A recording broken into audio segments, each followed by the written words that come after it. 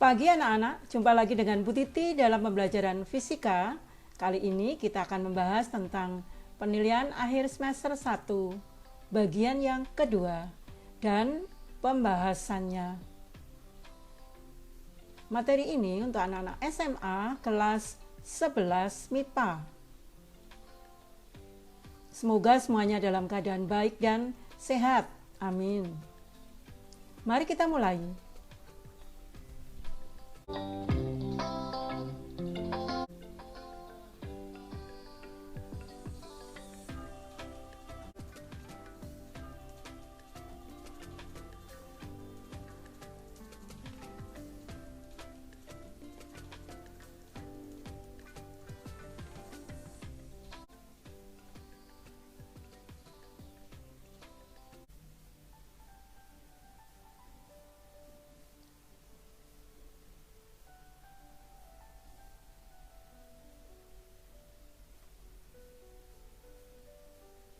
Soal nomor 1.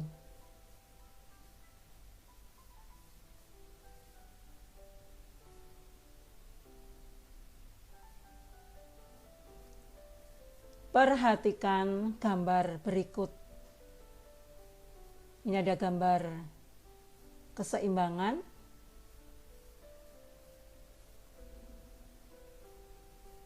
Benda dihubungkan dengan tali, diikat pada langit-langit dengan sudut 30 di sini dan 60.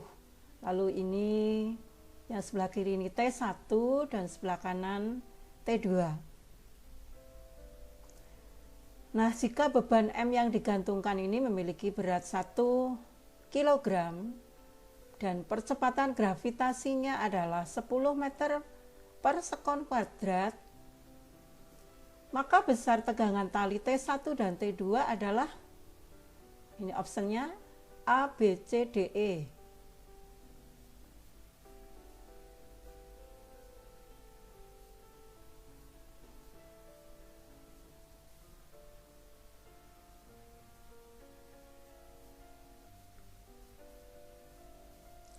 Jawabannya berarti kita menggambar dulu titiknya di sini.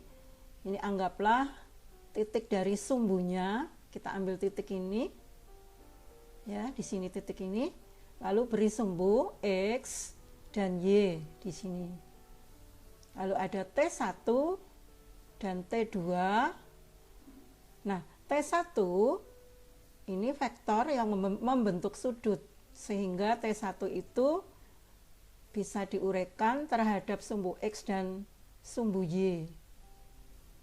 T1 ini sudut terhadap sumbu X-nya di sini 30.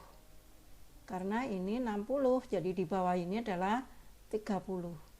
Sedangkan yang T2 karena sudutnya terhadap vertikal ini 30, maka terhadap horizontal di sini T2-nya membentuk sudut 60. Nah, T1 dan T2 ini diuraikan terhadap sumbu X dan Y. Kita lihat uraiannya.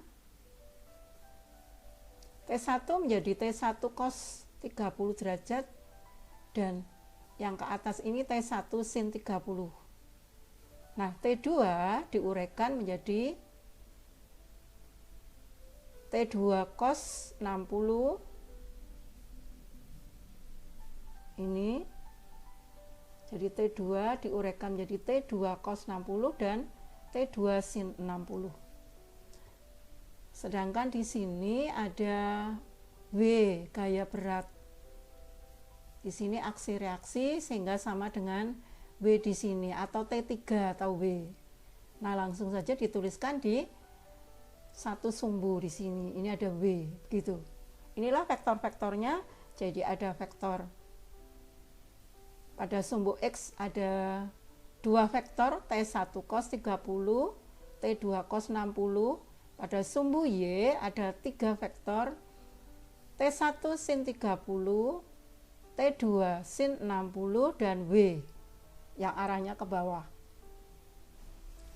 Nah, ini adalah materi tentang keseimbangan. Keseimbangan berarti berhubungan dengan jumlah gaya ini yang bekerja pada titik ini sama dengan 0, karena kita gambar pada dua sumbu, berarti sigma fx-nya 0, nanti sigma fy-nya juga 0.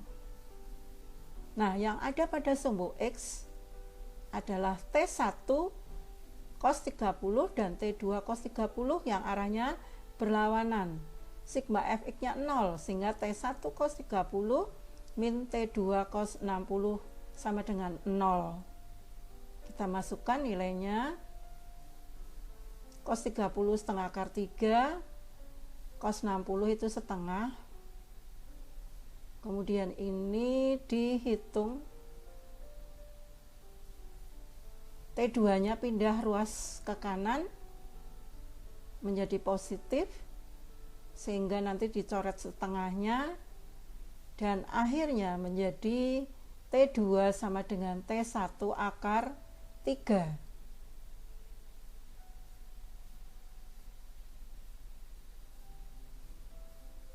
Lanjut sekarang sigma fy. Sigma fy itu ada 3 vektor, sehingga yang searah dijumlahkan, yang berlawanan dikurangkan.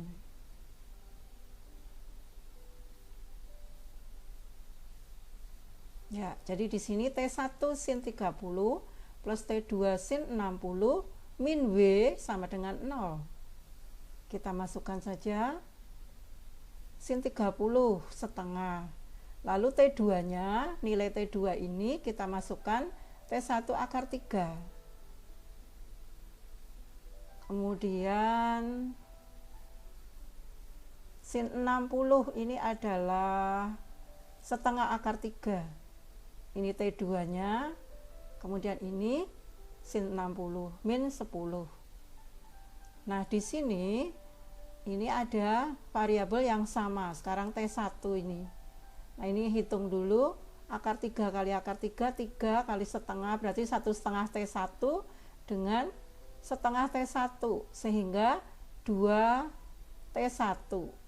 Lalu 10-nya geser ke kanan, sehingga 2 T1 sama dengan 10, jadi T1-nya adalah 5 Newton.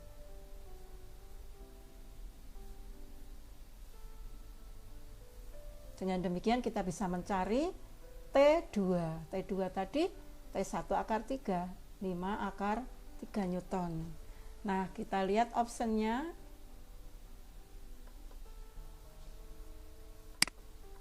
Kita lihat optionnya, yang T1-nya 5 dan T2-nya adalah 5 akar 3 ini. Nah, seperti itu anak-anak.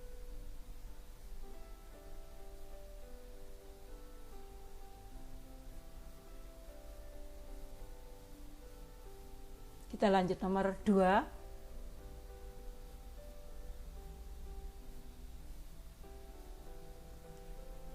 Seorang penari balet membuat gerakan berputar sambil merentangkan kedua tangannya dengan kecepatan sudut 2 radian per sekon di atas lantai yang licin dengan momen inersia 5 kg meter pangkat 2. Jika kemudian gerakan diubah dengan menyilangkan tangannya di dada, besar kecepatan sudut dan momen inersianya sekarang adalah, ini optionnya, kecepatan sudut dalam radian per sekon dan momen inersianya dalam kilogram meter pangkat 2. Ini dalam bentuk tabel, tinggal optionnya A, B, C, D, E.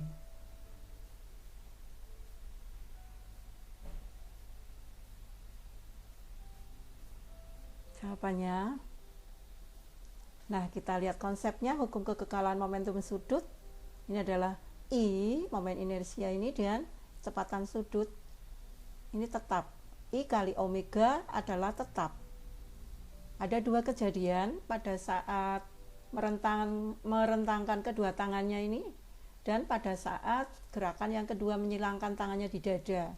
Sehingga di sini ada 2, yaitu I1 kali omega 1 sama dengan I2 kali omega 2. Ya, kita hitung dulu yang ada I1 kali omega 1 pada gerakan yang pertama ini merentangkan kedua tangannya, yaitu 5 kali 2. Momen inersianya 5 dan kecepatan sudutnya 2, sehingga nilainya adalah 10. Nah, dengan demikian kita mencari yang nilainya adalah 10 antara kecepatan sudut dan momen inersia.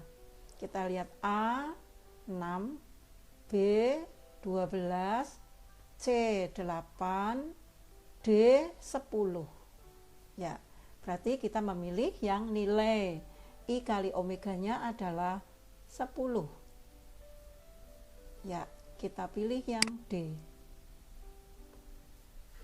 Seperti itu, nomor 2.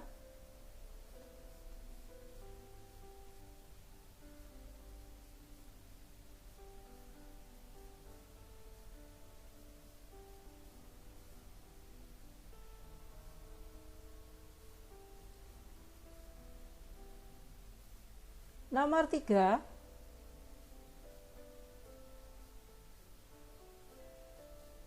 perhatikan data modulus elastisitas bahan berikut ini. Ini ada data dari bahan-bahan kuningan, aluminium, besi, beton, tembaga, dan ini adalah modulus elastisitasnya.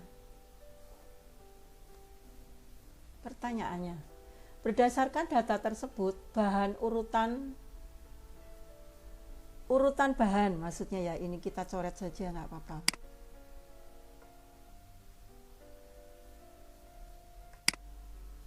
Urutan bahan yang memiliki sifat paling elastis sampai dengan yang tidak elastis. Jadi dari yang paling elastis terus menurun sampai yang tidak elastis. Ini ABCDE. Soalnya seperti itu.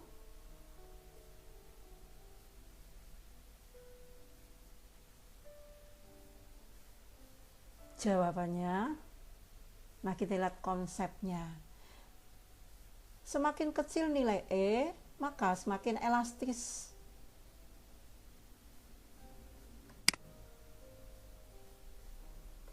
Jadi ini sudah saya beri huruf miring. Jadi jika nilai E-nya kecil, maka ini semakin elastis. Karena hanya dengan gaya yang kecil, benda tersebut dapat meregang lebih besar. Ya, ini pada pegas ya. Elastisitas. Nah, urutan dari yang paling elastis adalah dari nilai E yang paling kecil ke besar. Kita lihat, berarti dari yang kecil adalah beton, aluminium, kuningan, tembaga, besi. Beton, aluminium, kuningan, tembaga, besi. Jadi mencarinya adalah E yang kecil. Ya, kita lihat optionnya yang ini, beton, aluminium, kuningan, tembaga, besi. Inilah yang memiliki elastisitas urutannya dari paling besar, paling elastis. Karena gayanya kecil saja sudah bertambah panjang.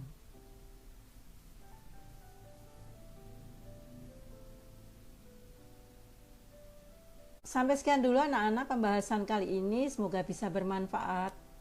Selamat pagi, salam sehat selalu, terima kasih. Jangan lupa pesan ibu 3M.